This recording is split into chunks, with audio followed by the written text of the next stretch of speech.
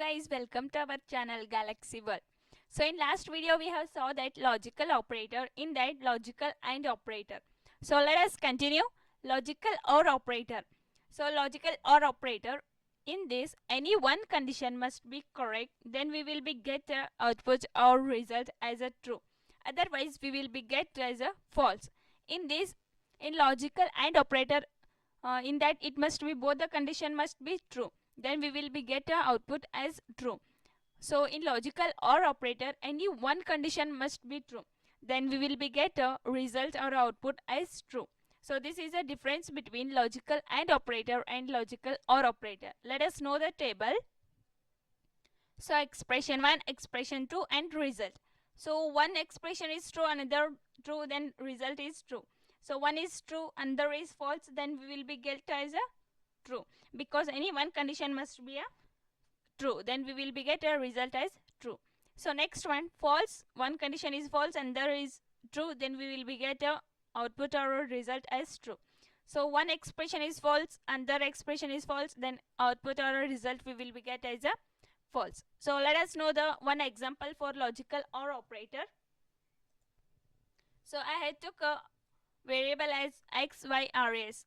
In a logical and operator, same I had took, so we didn't get any confusion, so I had took as the same. So I will be give the value as for x equal to 10, so y equal to 20, so rs equal to x is greater than 9. So it then add a logical or operator here. So y is greater than 19. So printf to get the output. So res equal to %d. So res here. Next, yeah, we had completed our code. So let us build it. So we had got error here.